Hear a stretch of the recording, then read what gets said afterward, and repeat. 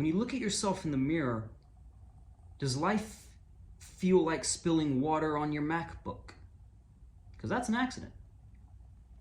Does life feel like your grandma falling down the stairs?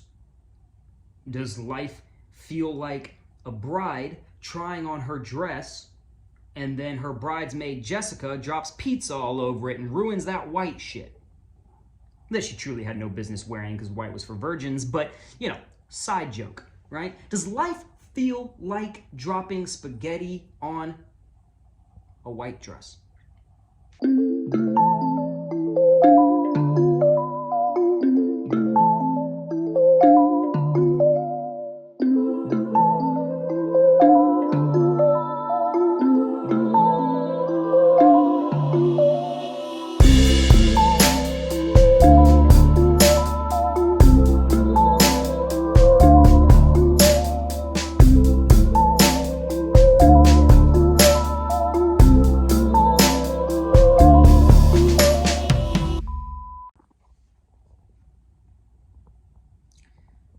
I want to discuss today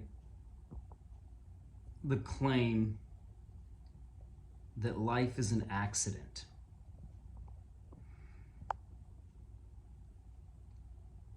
It's one of those things that, well, humans tend to do this, right? They'll make a claim about some sort of concept, knowing full well that it doesn't actually fit into the category where we have things that really would fit underneath that header, underneath that umbrella, or into that category. A great example would be that we are just gears and cogs in a wheel. You know, consciousness is a byproduct of something more mechanical. But we know that's not true because I can show you something that's gears and cogs in a wheel, like an iPad or this iPhone. And what academic reductionists are trying to do is equate dropping a baby off a roof with dropping your iPhone off a roof. Try that. And then make some sort of a scientific, intellectual case that you feel the same. You know? Pause. Okay, so after watching that video, I wanted to clarify something on the intro. What I meant by how you know that life, and humans specifically, aren't just gears and cogs in a wheel is because, well, we know what an iPad is. And the whole idea is that if you drop an iPad, whatever. If you drop a baby, now you're kind of fucked up. So that's kind of the point of that, is that we don't treat the iPhone the same way that you treat a kitten. All right, I don't treat some Bose noise-canceling headphones, which are literally gears and cogs in a wheel, the same way that we treat toddlers at a playground. They don't fit in the category. It would be very, very hard to reduce consciousness as a byproduct of a otherwise mechanical universe. That's a stretch. And we know that it's a stretch. Shout out Fantastic Four, whatever the fuck that character's name was. You know, the dude that could stretch. Loose pun. Because people that propose that theory don't act that out. It's one of those, it is the cliche, actions speak louder than words. And we do not treat people like deterministic machines because you don't want to be treated like a deterministic machine. And you don't want to be one because you're not one. And then here comes the intellectual, fear of the unknown, and we just made all this stuff up because we're afraid to die. Well, that brings us full circle, because if we're just gears and cogs in a wheel, then why are we afraid to die? You know? Let's just go and say that if I'm going to climb Mount Everest, my mom's kind of afraid that I might die. But I'll tell you what my mom's not afraid of. You know? No, let me say this differently. If I'm going to go climb Mount Everest, my mom might be afraid that I'm going to die. But something that's gears and cogs in a wheel, like a Rolex watch, do you think it's afraid to fall off the edge of the kitchen counter in the same way that I or my mom are afraid that I'll fall off the edge of Mount Everest? Do you see that? You know? Does that make sense? Rolex is gears and cogs in a wheel. I don't see why it would be afraid to die. I mean, for all we know, it's unanimated. You know, I don't think my Rolex is self-aware. So, I mean, that might be an assumption, but I think it's a safe assumption. So to think that an iPhone is afraid to fall off the kitchen counter in the same way that I would be afraid to fall off the edge railing at a college party or something, you know, it's like, nah, bro. So that's what I meant by how we know that we're not gears and cogs in a wheel. We don't fit in the category. All right, that was a little 3-minute fucking intermission. So back to our regular scheduled programming. Life's not an accident. And we're going to use somewhat the same methodology in the rest of the video. So, all right, here we go. So that's an example of how we know that we're not gears and cogs in a wheel, because we know certain things that are in fact gears and cogs in a wheel. And you don't fit into that category. Period. Someone tries to, you're walking down the street and you see this hunk of metal, and you're really not sure what it is.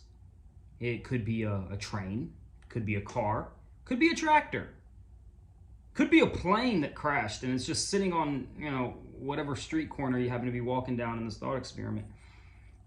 Well, how do you figure out what it is? You see what category it best belongs in. If it has wings, you might start thinking plane. If it's got 4 wheels, maybe some sort of insignia that reminds you of Chevrolet, then maybe it's a car. If it's got a bunch of hobos sitting in the back of it, wearing a bunch of tweed, smoking cigarettes, then maybe it's a train. But humans are categorizing creatures in order to make sense of a complicated world and complicated life experience of a mystery. And that's how we approach labeling things. You know what season it is by fitting it into the category. Are there leaves on the trees? It's probably not fucking winter then, right? So when we try to make the claim that life's an accident, you have to ask yourself, okay, does life feel like Timmy breaking his leg at a soccer game? Because that's an accident.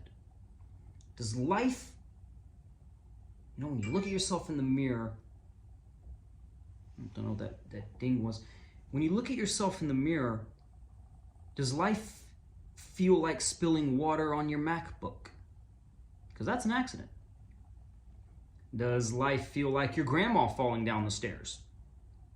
Does life feel like a bride trying on her dress and then her bridesmaid Jessica drops pizza all over it and ruins that white shit that she truly had no business wearing because white was for virgins, but, side joke, right? Does life feel like dropping spaghetti on a white dress?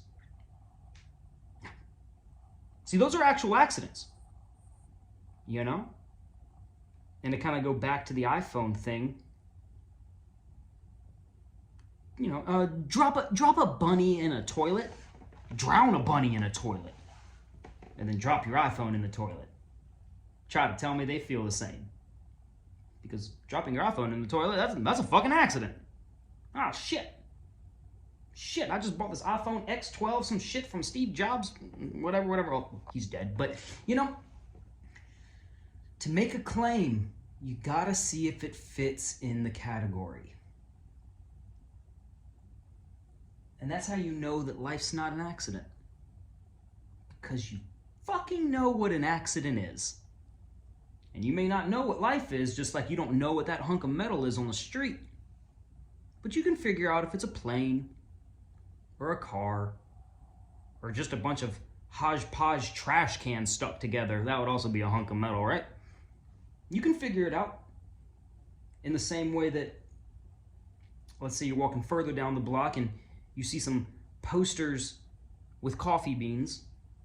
Kind of smells like coffee in the air. There's a bunch of weird-ass hipsters on their laptops typing screenplays. It's probably a coffee shop. It's probably a coffee shop. Because Chipotle doesn't usually advertise coffee beans on their posters. I'm getting some hella notifications. You know? Now, if you see a bunch of tortillas, a bunch of signs for guacamole, all right, and a bunch of basic Bethanys arguing over the best queso they've ever had, you're probably not at an IKEA. Because who the fuck eats guacamole at IKEA? This is just how we compartmentalize certain things. So when you're taking something that you truly don't know about, life as a whole, life as a concept, you gotta look at what you do know. The tools at hand. And you've had an accident before. You've had a fender bender. All right? You've slipped in a rain puddle. And don't try to tell me that the love you feel for a child feels like, you know, accidentally ordering the wrong rug off Amazon. Because that's an accident. And to take this further,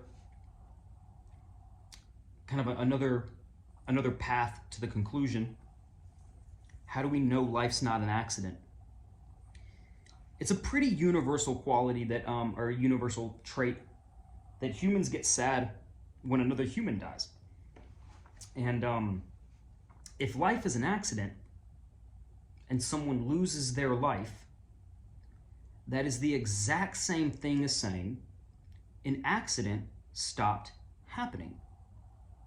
Because their life stopped happening, and you said life is an accident, so ipso facto, when someone dies, that is literally synonymous with saying an accident stopped happening. You ever been sad when an accident stopped happening? Imagine that you were carrying your groceries to the car, and every day, every time you went shopping, for 6 fucking months, the bags just ripped. And the gallon of milk or the orange juice or the Tropicana fruit punch or whatever just splattered all over the parking lot. An accident. It happened all the goddamn time. Every time you went shopping. And then the one day that you carried those bags successfully to your Toyota Prius with no ripping, you burst into fucking tears because an accident stopped happening.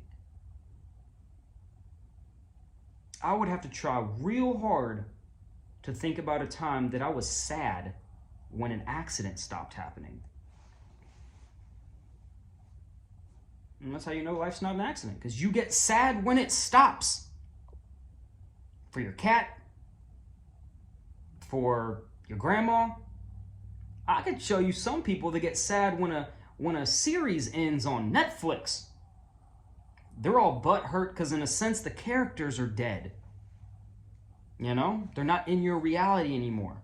You're not watching Jennifer Aniston and Ross and Chandler, you know, do some weird white people shit at a coffee shop in Manhattan or Brooklyn or whatever Central Park, whatever the fuck that shit took place. You know? Like, people get sad. People get sad when they lose their job.